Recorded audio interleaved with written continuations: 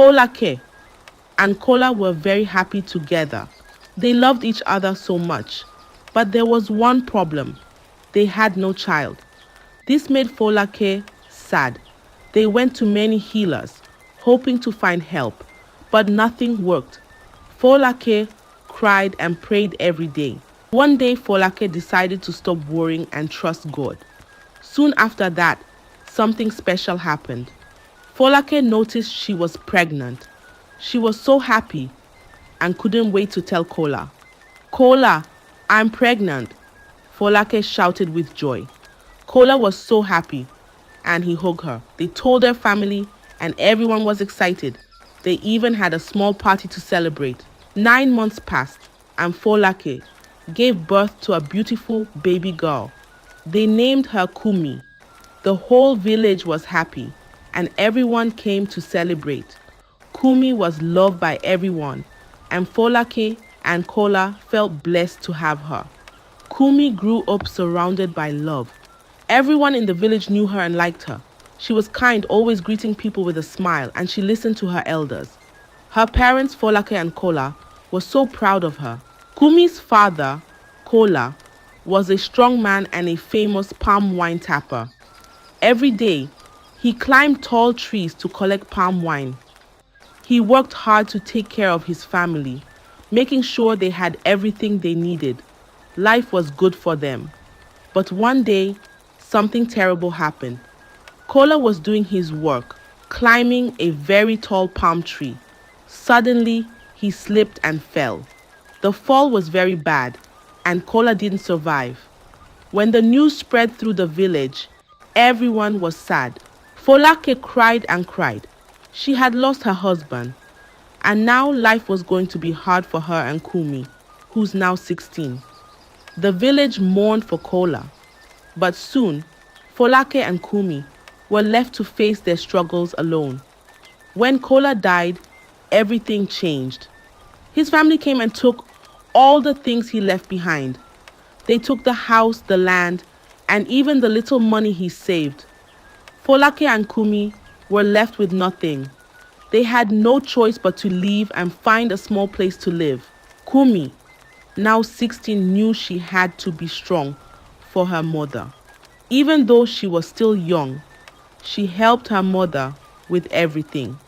Every day, they would wake up early and go out to look for work. Some days, they would farm on other people's lands, and other days, they would help with washing clothes or cleaning houses. It was hard, but they had no choice. They barely had enough to eat, but Kumi and Folake stayed close and helped each other through the tough times. One day, a rich man named Chief Saka needed workers to clean his big house. Everyone in the village knew about Chief Saka. He was very rich, and his house was bigger than any other house in the village. But there was something strange about him. Chief Saka had never remarried after his wife died many years ago, when he was still poor.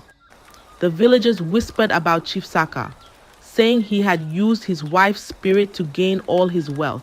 But Folake and Kumi didn't care about the rumors. They needed the money, so they decided to go and work for Chief Saka. They spent the whole day cleaning his house, sweeping the floors, washing clothes, and doing whatever he asked. When they were done, Chief Saka paid them, and they were grateful for the work. As they left his big house, Folake and Kumi felt tired but thankful. Little did they know, working for Chief Saka would change their lives forever. After cleaning Chief Saka's big house all day, Folake and Kumi were about to leave when they overheard Chief Saka telling one of his servants he was hungry. The servant was about to go get food, but Folake quickly offered to cook for him instead. "Let me cook for you, Chief Saka," Folake said with a smile. "I'll make something special." At first, Chief Saka said no, but Folake promised, "If you don't like the food, I'll pay for a new one." Chief Saka laughed and agreed. Folake went to the market, bought the best ingredients, and cooked with all her heart. She made a delicious meal, better than she had ever made before. When Chief Saka tasted the food, he was amazed. "This is the best meal I've ever had. Chief Saka said, smiling. He thanked Folake over and over again, so impressed with her cooking. From that day on, Chief Saka asked Folake to come and cook for him every day. She agreed. And every morning, she and Kumi would go to his house, clean, and then Folake would make his favorite dishes. It became part of their daily routine. But it wasn't just the food that Chief Saka loved. Soon, he started to love Folake herself. He admired her kindness and strength. One day, he asked her a question that made her stop in her tracks. Folake, will you marry me? Chief Saka asked. Folake was surprised. She liked Chief Saka, but she was worried about what the villagers would say. They all thought Chief Saka had gained his wealth in strange ways, and she didn't want them to talk about her. But after thinking it over, Folake decided to follow her heart. She accepted his proposal. Within a few weeks, they got married. Folake was no longer just a servant in the house. She was now the wife of the house. Life was about to change for her and Kumi in ways they never expected. After marrying Chief Saka, life became so much easier for Folake and Kumi. They moved into Chief Saka's big house, filled with beautiful things. Folake no longer had to worry about money, and Kumi enjoyed the comfort of having everything she needed. The villagers looked at them with envy, amazed at how their lives had changed. With the money Chief Saka gave her, Folake decided to start a business. She became a clothing and jewelry merchant, traveling from town to town to buy and sell fine fabrics and shiny jewels. Folake loved her new life.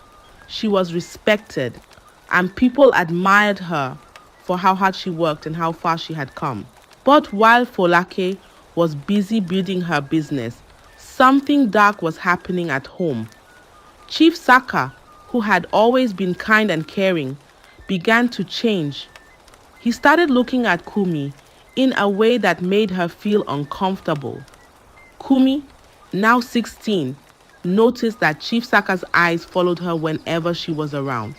At first, she didn't think much of it, but over time, his behavior became more obvious. When Folake was away on her business trips, Chief Saka would find reasons to call Kumi to his side. He would ask her to bring him food or help him with small tasks around the house. But his intentions were not pure. Kumi felt uneasy around him, but she didn't know what to do. She didn't want to upset her mother, and she didn't want to believe that her stepfather could be thinking bad thoughts about her. Folake had no idea what was happening at home while she was away. She was busy with her business, traveling to faraway villages, selling her goods, and making a name for herself. But back home, Kumi was facing a growing fear, one that she couldn't yet put into words. Little did Folake know this dark cloud hanging over their home was about to grow even darker. One day when Folake was away on another business trip, Chief Saka called Kumi into his room. He told her he was hungry and asked her to bring him some food. Kumi, though she felt uneasy, did as he asked. She cooked a meal and brought it to his room. When Kumi entered, Chief Saka smiled in a way that made her uncomfortable. "Come, sit by me," he said, patting the space next to him on the bed. Kumi hesitated but obeyed, sitting quietly on the edge of the bed. Without warning, Chief Saka started touching her in a way that didn't feel right. Kumi froze, her heart pounding. She tried to push his hands away, whispering, "Please stop." But Chief Saka didn't listen. He continued, and Kumi's fear grew. Just as things were about to get worse, there was a loud knock on the door. It was one of the servants, coming to ask Chief Saka a question. Chief Saka quickly stopped and told Kumi to leave. Kumi rushed out of the room, her heart racing. She felt dirty, scared, and confused. She couldn't believe what had just happened. The man who was supposed to care for her like a father had done something terrible. That night, when Folake returned from her trip, Kumi wanted to tell her what had happened. She waited until her mother was settled and then tried to speak. "Mother, something happened while you were away." Kumi started, her voice shaking, but Folake, tired from her long journey, waved her off. "Not now, Kumi. I'm too tired. We'll talk tomorrow."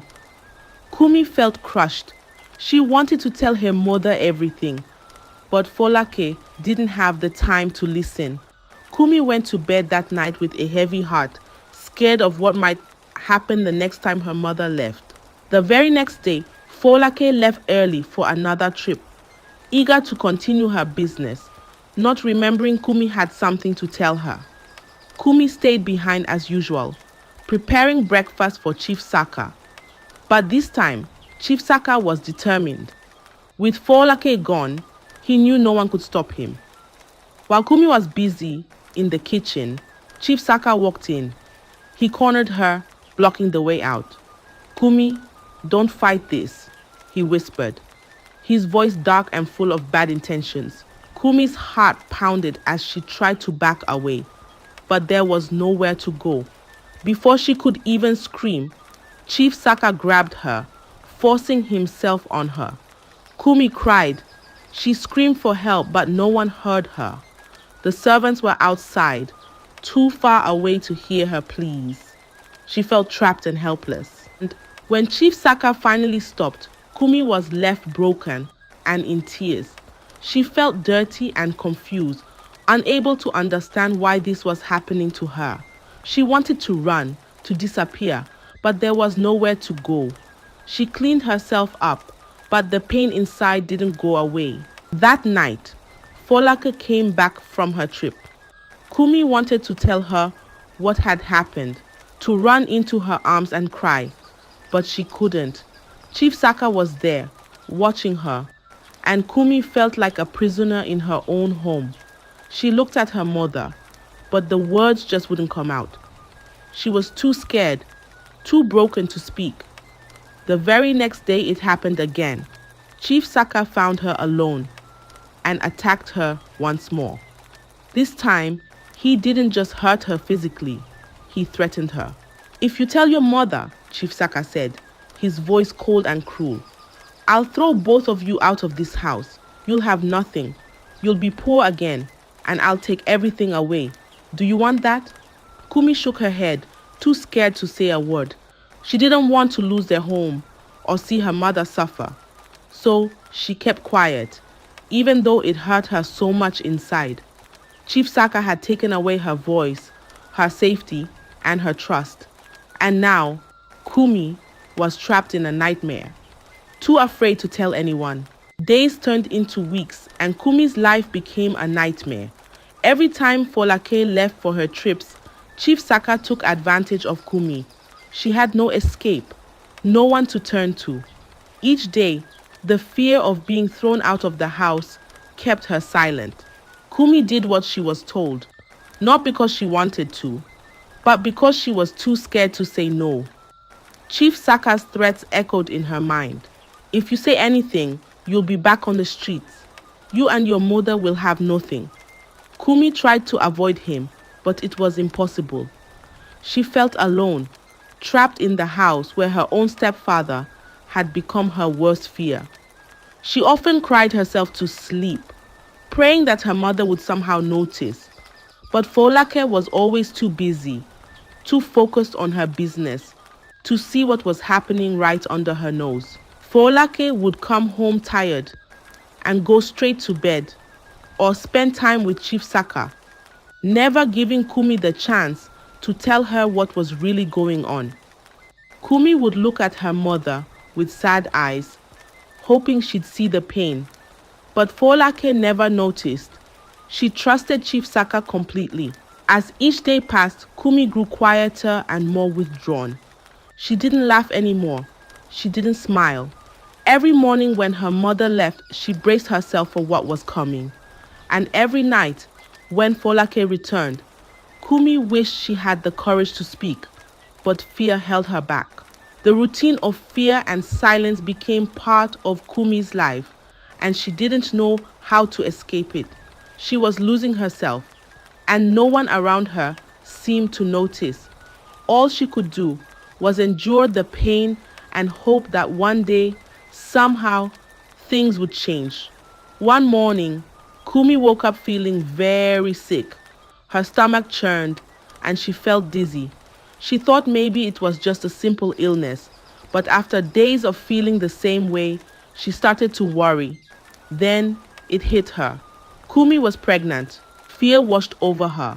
How could this happen? What would she do?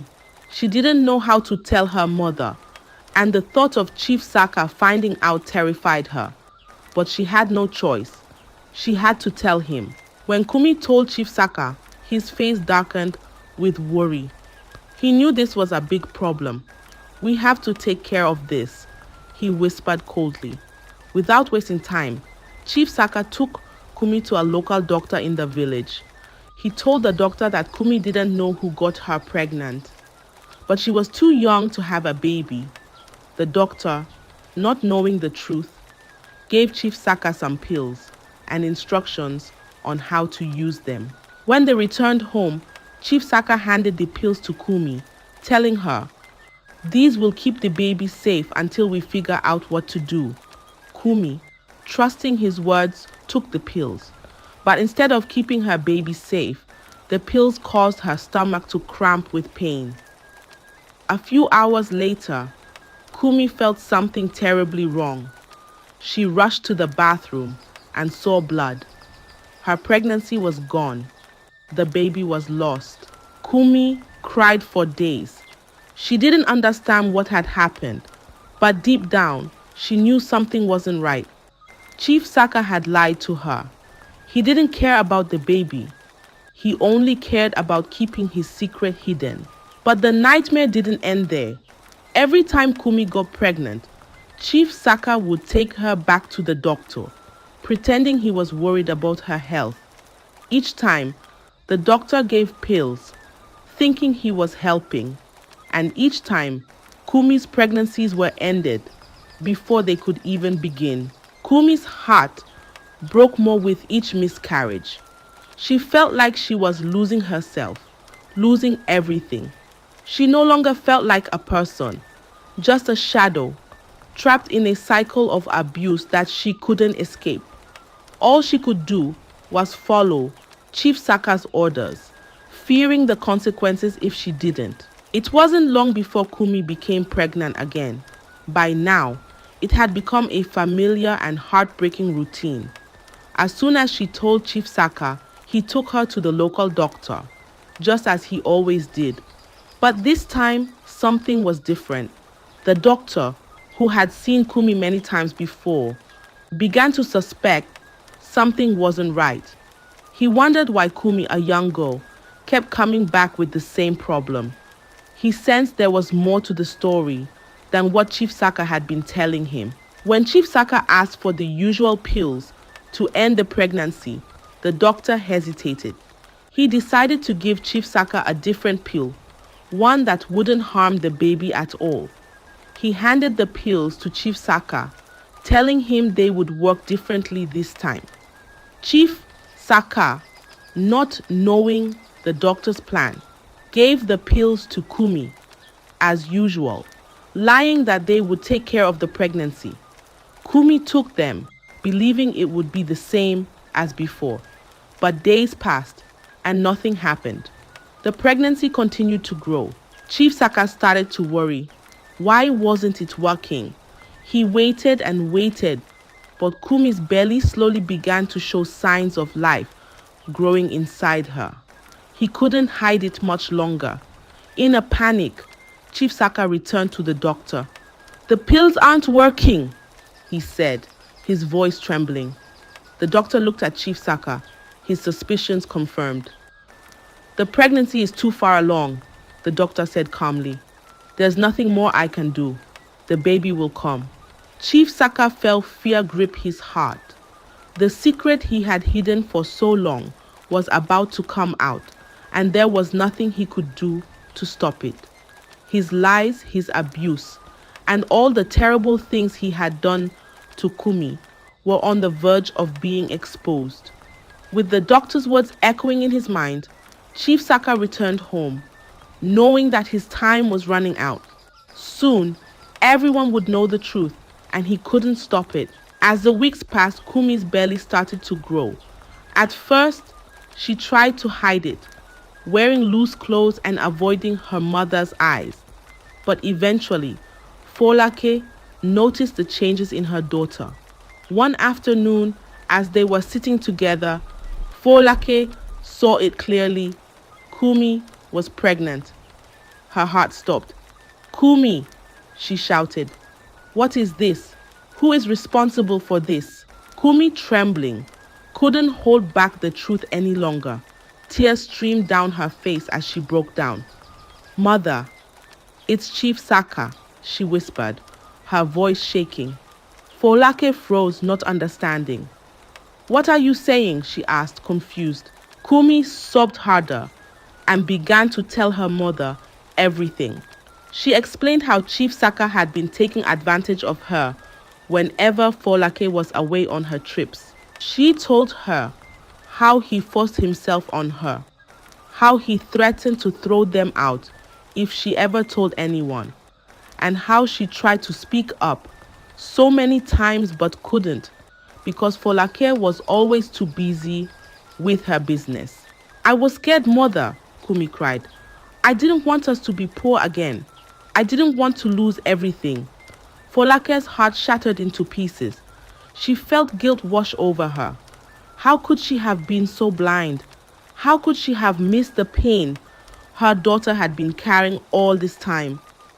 Anger and sorrow filled her, and she could no longer contain her fury. Without saying a word, Folake stormed into Chief Saka's room, her face burning with rage. She found him sitting comfortably, unaware that his secret was finally out. "Chief Saka!" she screamed, her voice filled with fury. "How could you? How could you do this to my daughter?" Chief Saka, taken by surprise, stumbled over his words. "Folake, But Folake didn't let him finish. "You destroyed her. You broke her. And you thought you could get away with it." Her voice was trembling, her fists clenched. She was furious, heartbroken and ashamed that she had trusted Chief Saka all this time. Chief Saka tried to defend himself, but there was no excuse. The truth was out, and Folake was determined to make him pay for what he had done to her daughter. "Folake, it's not what you think," Chief Saka pleaded, his voice trembling. "You were always gone, busy with your business. I was lonely. I lost control." But his excuses only fueled Folake's fury. "Lonely?" she shouted. "That gives you the right to destroy my daughter's life. How could you do this to Kumi, to me?" Chief Saka, desperate, fell to his knees, begging her to keep the horrible secret hidden. "Please, Folake," he said. "If the village finds out, I'll lose everything. We'll both lose everything. Don't ruin us. Don't ruin me." But Folake was beyond reason. The pain of what had happened to her daughter and the guilt of not being there when Kumi needed her was too much. She couldn't keep the truth hidden any longer.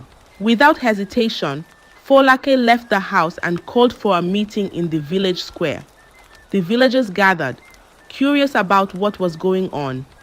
Folake stood in the center, her voice shaking with a mix of anger and sorrow, and she told them everything. She exposed Chief Saka's wickedness, every horrible thing he had done to Kumi. The village was outraged. People who once respected Chief Saka, who admired his wealth and power, turned against him. They couldn't believe the cruelty he had shown, and whispers of his abuse spread like wildfire through the village. Chief Saka's reputation was ruined. He became a man of disgrace, avoided by everyone, his wealth no longer able to shield him from the shame he now carried.